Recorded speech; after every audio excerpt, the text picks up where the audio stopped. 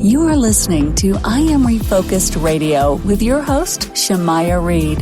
This show is designed to inspire you to live your purpose and regain your focus. And now, here's your host, Shemaiah Reed. Welcome back to I Am Refocused Radio. Once again, we are here today, and just like any other time, we have another amazing show for y'all today. Today, we have a true honor talking to René Sonneveld. He is a leadership coach, a family business advisor, and author of The Elephant in the Family Room, Managing the Complexities of Legacy of Business. He is not just someone that has been there and done that. If you go to his website, he has a ton of evidence of his amazing dedication to his hard work, but also the greatest, amazing household names, brand names that you have ever seen. I mean, this guy is the true stuff. He knows what he's doing. And obviously, he's put in a lot of effort to get to where he is today. So we're going to learn about relationships. We're going to learn about trust. We're going to learn about the tensions behind business. And most importantly, we're going to learn a little bit more about René. So first and foremost, René, thank you for being on today, man. How are you doing, sir?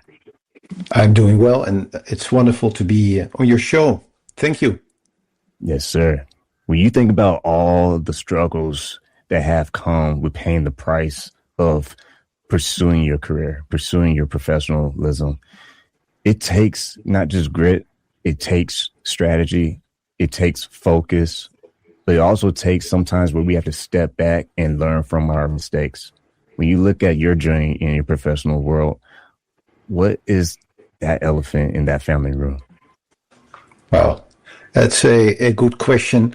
And there's one thing I agree with everything you mentioned. There's one thing maybe that I would like to add is sometimes also you stumble into things, right? That you never expected. There are different moments in my life, I think, that where I had those pivotal moments. One was when I was living in Curaçao. I was working as a tax lawyer. I didn't really enjoy my work. I saw other people in the law firm I was working for. They enjoyed really their work. I could see their happiness explaining the new IRS codes and the Supreme Court, jurisprudence and so on. It wasn't mine. I couldn't feel that same sense of fulfillment and happiness. And I was very lucky to meet a lovely Argentine lady in Curaçao, and she invited me over to come to Argentina. When I saw this country, it was just amazing. I fell in love with the country. I fell in love with that woman, and it was a pivotal moment in my life. I decided to step out of my career, and I went into business development, which I like much more. And then there were other elephants as well in my life. When we were living in Switzerland, and it was a difficult moment. I was sent by an Argentine company to Switzerland. That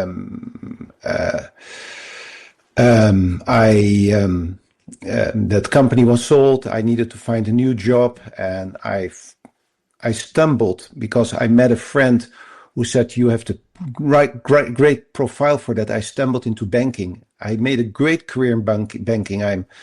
I'm so incredible, but I never thought myself as being a banker. It just happened to me.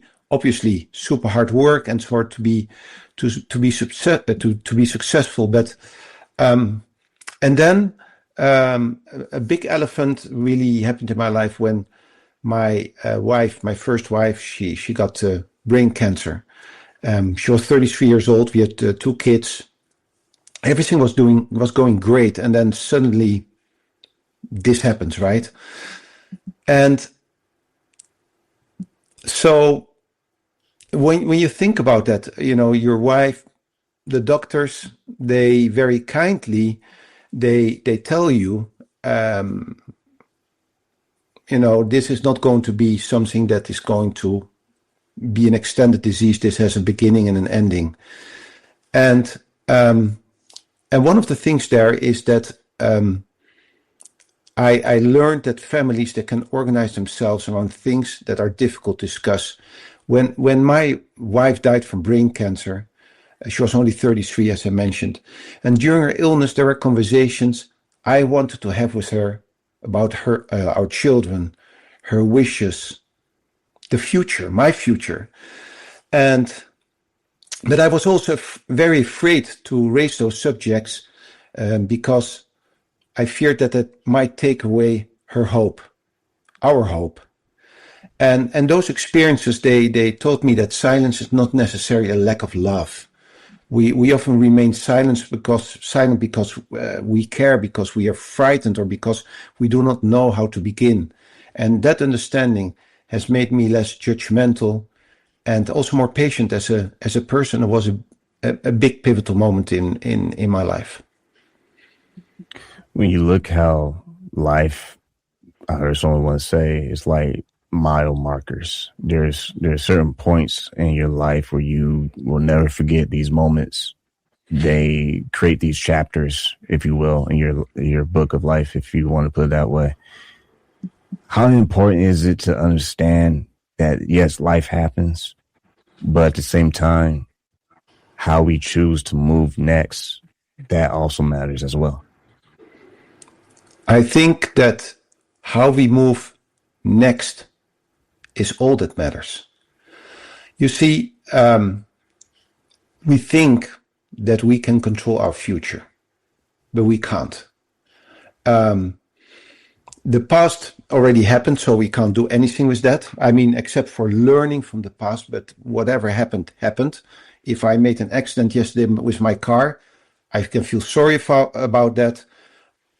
I can think it's a catastrophe, or I can learn from it, right? But it happened. I cannot undo that car accident. The same thing is, we cannot control the future. We can influence what might be happening in the future. For example, by working hard or going to university. I mean, there are different doors potentially that you're opening by what you're doing, right? You take care of your health. That might influence that, doing sports, not smoking, eating healthy. That might influence that my longevity, it might be longer. It might influence that I be more vital in the future and so on. But I can't control it. We cannot control, unfortunately, the future. If I could control it, probably I would go to the lottery and, buy my winning ticket and whatever. I mean, it's a bit silly what I'm saying, but I think the point is very clear. So it's really important, the choices that we want to make based on the circumstances that we are in. And those choices, they're ours. How do we want to approach the journey in life? It's 100% our decision. And this is so important, that we understand to live in the now, in this moment where we are today. And the only thing that really matters is today. That doesn't mean that you're unconscious about the future, or that you're irresponsible about the future. Yes, you can be very responsible about your future by taking the right choices today, but you live in the now finally. And for me, until maybe 10, 15 years ago, I didn't live in the now. I lived in the future. I was always, wanting to be, wanting to have, wanting to. And what it does, it destroys the depths of the moment that you're actually living. And that for me was a huge realization. So, yeah.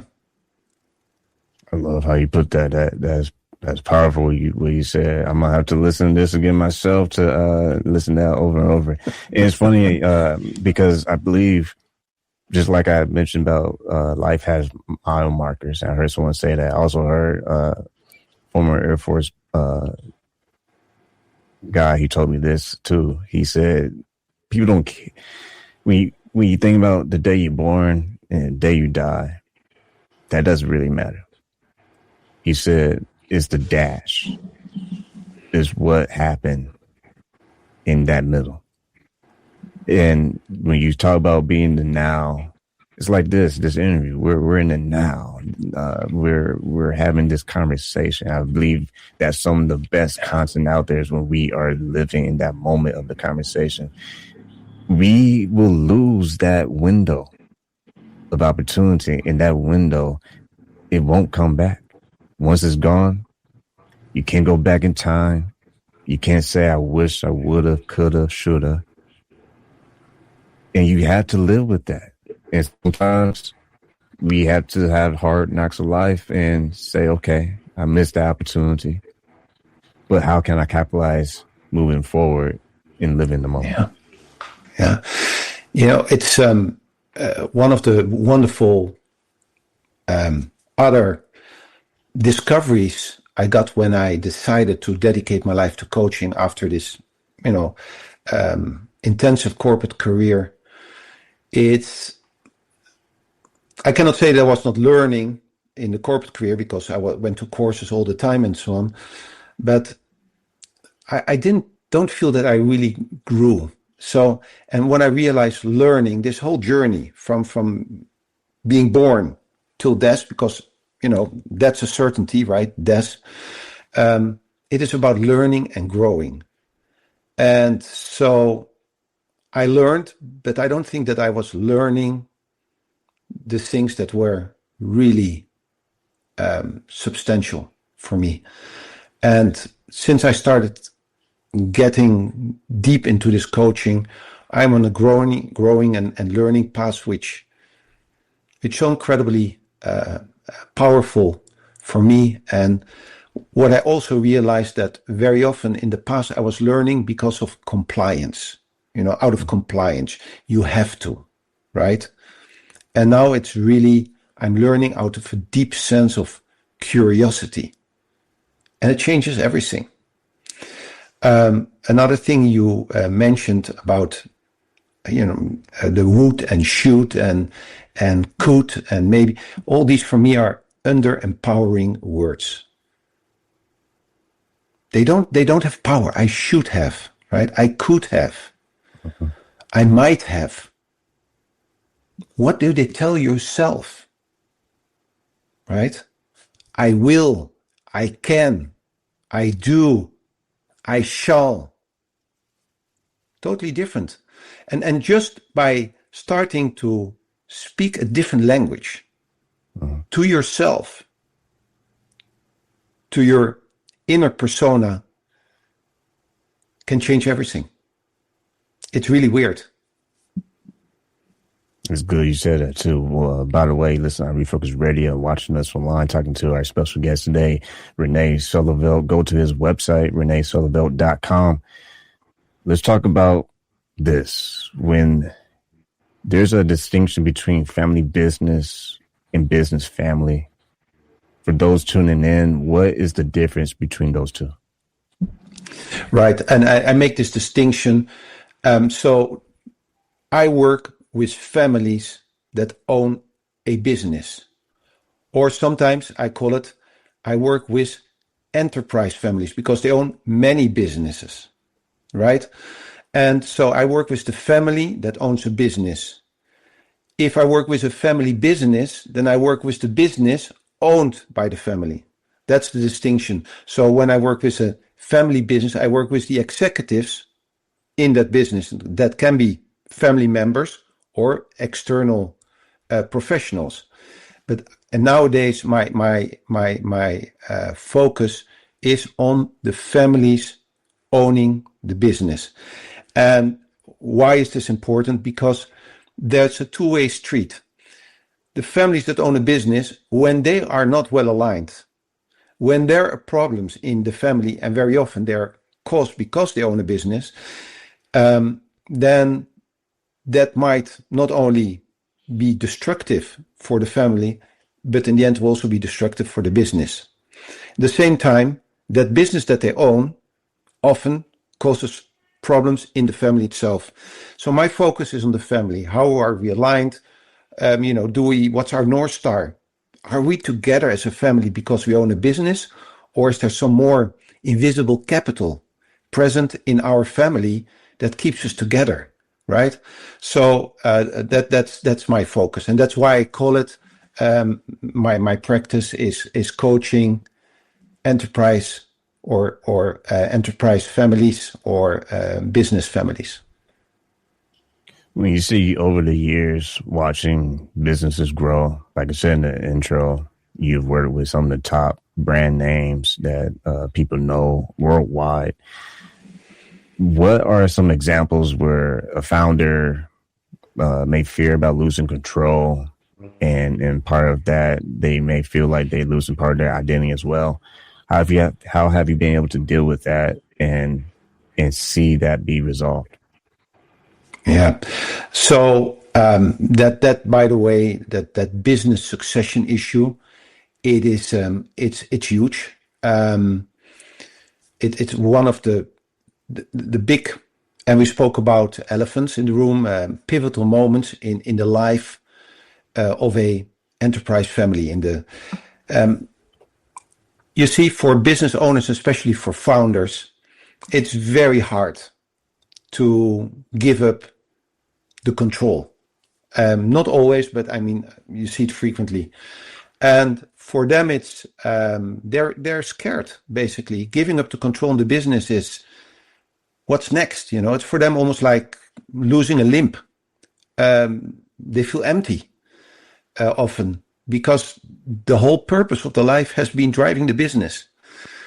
While at the same time, the fact that they don't want to lose control, for the kids, it's kind of a signal, oh, dad or mom doesn't think I'm good enough, right? That's a typical energy, different angles, different lenses which people in a family see things, right? So it's a big problem. Very often I'm getting called by the children, and when I talk about children, they're very often 45, 50 years old, went to Harvard University, Wharton, Yale, all the big names, Stanford, Chicago, very well trained. And they call me and say, please talk with dad, because I don't want to have a problem with my brothers and sisters in case he's not there anymore. Or, we need to find a solution. Another thing also, it's ego is a big issue.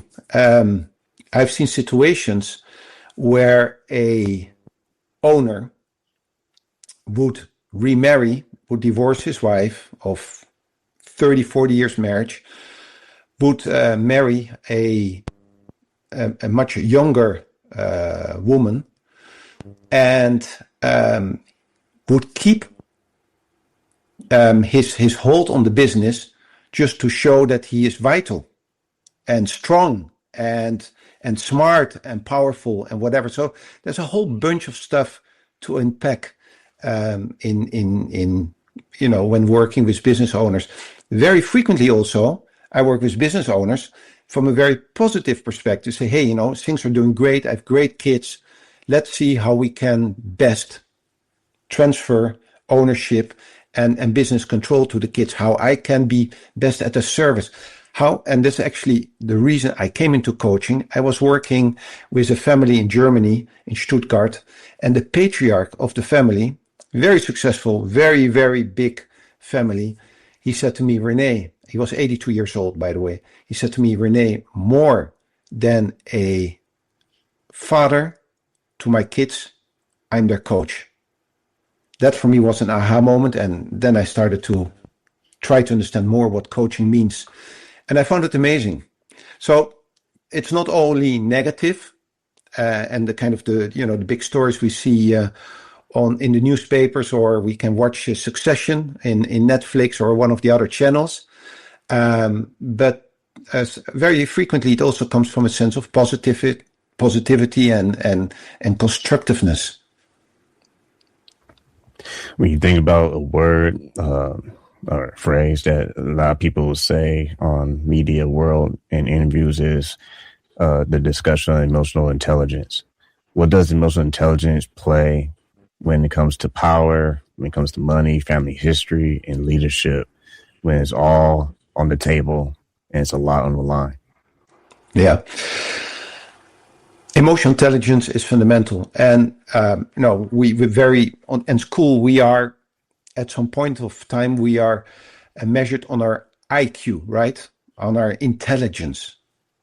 And there's a whole bunch of mathematics and grammar and other stuff related to that. And it's important. it's nice to know that number, but for me, looking at what I've lived through business, working with very smart people, the really successful people, they have a high doses of emotional intelligence. And emotional intelligence, there's a lot to unpack around emotional intelligence, but it starts with something as simple as listening. Emotional intelligence starts with something as simple as a word like curiosity. So now you start listening while being curious. And listening, and for most people, they know the words, but very often they don't know how to distinguish between hearing and listening. Hearing basically is the noise goes into your ears. Listening is being with that noise. It's really listening at the depths which goes beyond the cocktail party listening, where your story is more important than the other story, where you're interruptive, where your thoughts is, okay, tell me what you have up, but you're multitasking in your mind. And I need to still go to the bank. I wish that person hurries up with their story. I need to make a payment in the bank, pay my credit cards or whatever, kind of this, this watch list of things to do that come in your mind while you're hearing somebody speaking. But deep listening, really being there with a person, being curious with that person, building trust so this person feels acknowledged, right? That is an important component of what we call emotional intelligence. And I'm working with a family where they called me in to help them. They own a very important business, 3 brothers. They told me the last conversation we had before being in the room together with me lasted 18 seconds. That was our conversation. Because we, for historical reasons, when somebody says A, the other person already thinks Z. It's always the same. Well, they got angry. They walked out of the room.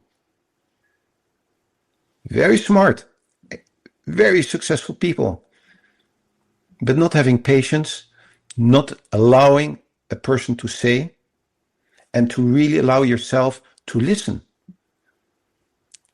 It's a low-hanging fruit when you think about it. And we all can do it, right? So, a little bit more of emotional intelligence would change the world.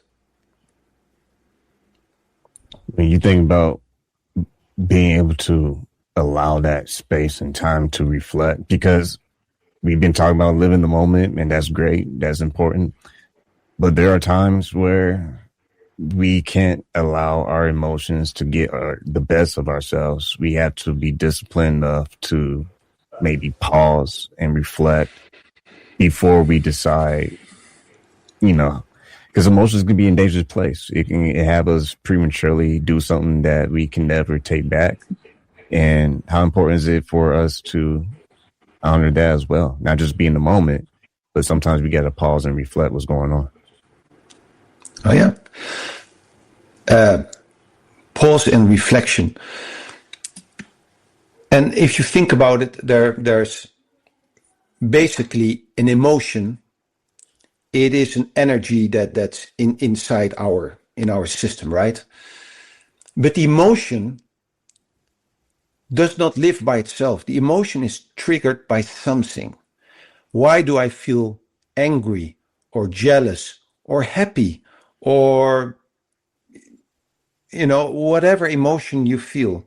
It is because a deeper value below that emotion was touched. And so that value was touched. That creates the emotion. And the emotion creates our reactions. So when we have an emotion and we have the emotional intelligence, right? The emotional intelligence to reflect, why do we have this emotion? Oh, yeah, I got it. This is my value being triggered. That creates awareness, new awareness. And by doing that, we can literally change the way we're acting, we're seeing, reacting to the world. So, and you can only do that by pausing. When you do that running, it's impossible to do that. So pausing and taking some time to sit back and kind of what's happening in my system, right? What's happening in my computing system, my machinery, the thing I am, the person I am, right? What's happening? Through asking that question, sitting back and pausing a little bit before blurting it out, it's hugely powerful. It's all connected. Once again, listen to Refocused Radio and watching us online, talking to our guest today, René Sonneveld. Go to his website, renesonneveld.com. My last question for you is, when you think about success, when you think about legacy, when you think about being able to work with some of the top brands in the world, and for that matter, top minds in the world, what is more important, do you believe? Is it legacy, or is it impact, or is it a combination of all? I've seen it all with families. I can only, and it's all good, right? I mean, if some people, they want more impact, others are thinking more legacy. Sometimes they use this word and they mean something completely different as well. So I can only here talk about myself. And at this stage of my life, purpose has become closely connected to usefulness. I want to use what I have learned, including the mistakes and the losses. By the way, I call this my good, bad, and ugly, right? My mistakes and my losses in ways that help other people have conversations they might otherwise avoid. And most important for me is to remain present for my family.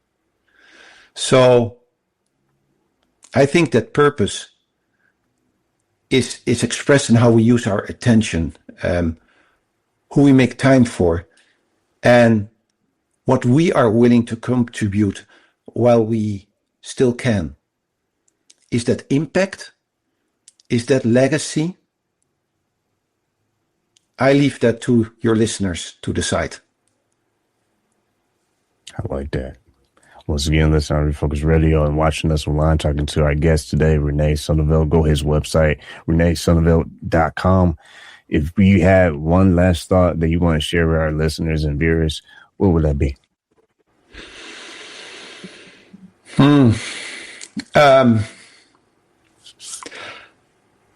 What I've seen is that the conversation that people are avoiding is affecting their relationships. And when you think that silence is neutral, it isn't. Because silence shapes decisions, it creates distance, it allows assumptions to harden into stories. So emotional intelligence, which you brought up, is also about not beginning any conversations in accusation or arriving with solutions. Let me tell you, right? But let's start asking each other, starting conversations with sincere questions. And listen, again, this word listening, right? Listening to the answer. And that small act of not being in judgment, starting conversations with a real, sincere question out of curiosity and listening to the answer, that small act may be the beginning of a very different future for our families, for our workplace, for our society at large. That's it. This is Refocused Radio and watching us online. Like always, I want to say to you, René, thank you for your time. Thank you so much, Shemaiah.